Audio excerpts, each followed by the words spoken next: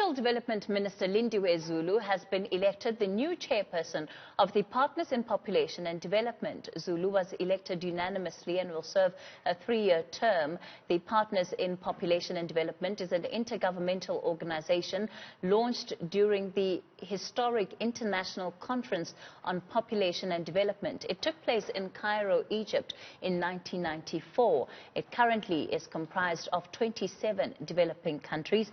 Minister Zulu joins us now. Good evening and thank you so much for your time on the program. Firstly, what does this appointment mean? What exactly are you going to be doing here?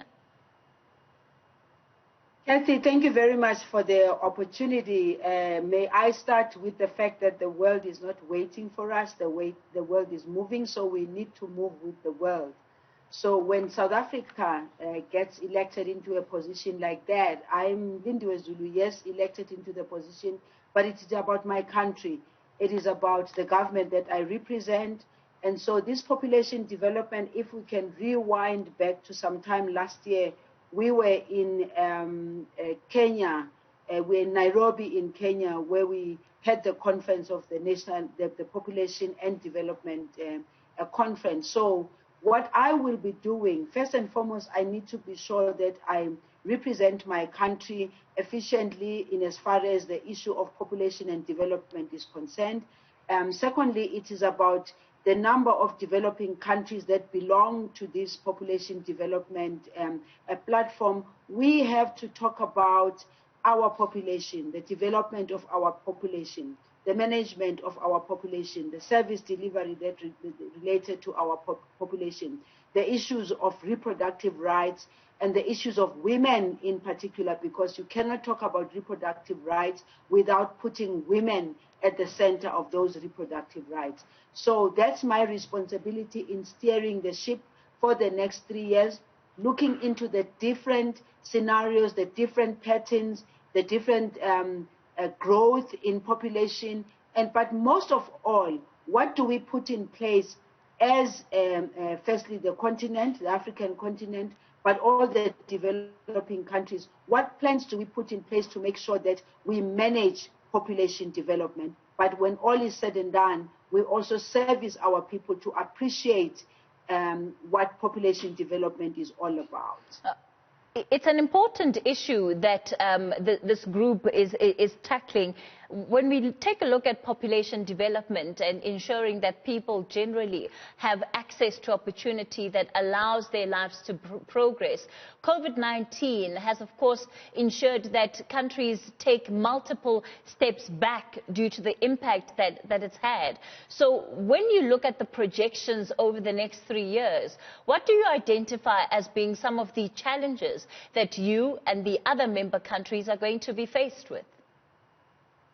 Firstly, we must appreciate that at the center of everything that we do with regard to issues of population is managing the growth, population growth of the different countries, is managing the global population growth, because remember that these countries, there are 27 countries that we are talking about, and collectively they represent 60% of the world population, and therefore we need to be able to promote South-South relations where we can share the best practices, share information about the population growth, share the information about our plans, in particular what we plan to do to make sure that firstly our own citizens understand and appreciate the population growth and what they need to do as citizens, because many a times we end up just talking about ourselves as government and the plans that we have in terms of population. But when all is said and done,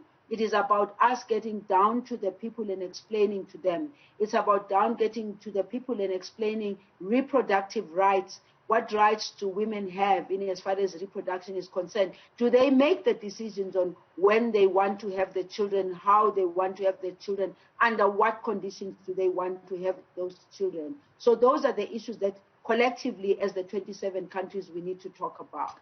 Well, Minister, we certainly wish you the best then in taking on this role and taking on this new position. Since we have you, I'm going to just ask you around some of the issues then that relate to your department. And as far as the payment of grants is concerned, we still have a number of South Africans that are experiencing problems with the 350 relief of distress fund or grant that was issued as a result to help South Africans during this time. What have been the problems with that system? Cathy, let me just say to you, in the main, the challenges that we have faced, one is about people when they are making the application, not filling the forms properly and giving us all the necessary data that is needed for us to process. That's the first one. The second one also relates to the fact that as the Auditor General has been demanding on us that we need to make sure that we pay the right people.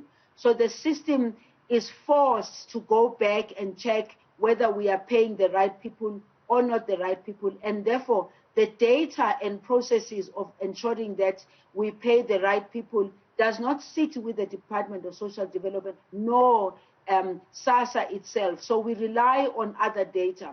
But I think to date, the number of people that we have paid in comparison to the number of people that have not been paid is really now minimal.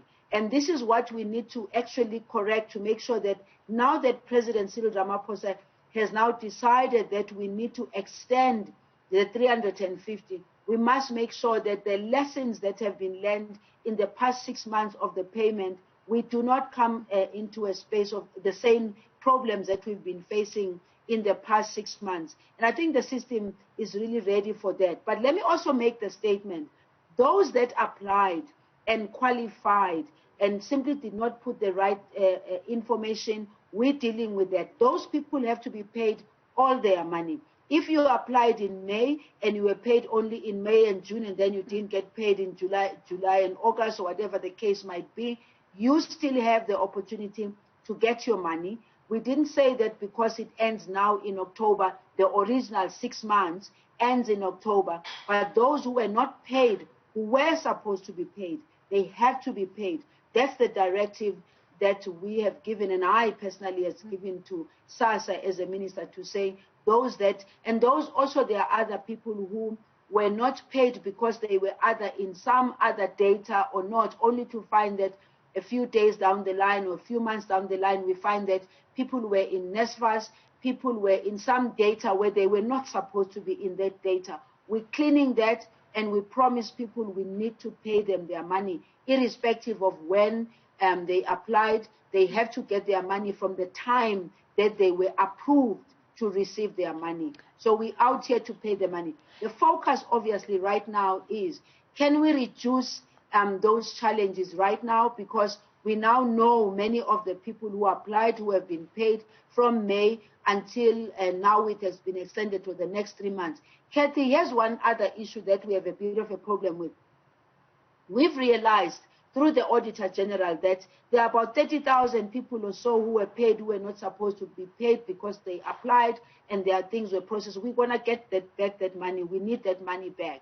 But the bottom line is that we still have people who are applying now. Even if they are applying now, we still have to pay them because some people went back to jobs, some people didn't go back to jobs. So those who did not go back to jobs, they still fall under the category of people who are unemployed, and we have to pay them according to the directive from President Cyril Ramaphosa. There also seems to be somewhat of a disjuncture with the other bodies that are part of your verification processes. So some people are denied their payment, which reflects on your system as saying they are part of UIF benefits or they're benefiting from UIF payments, when in fact they are not. Some individuals have never been employed, but the data that's coming in says they fall under the UIF.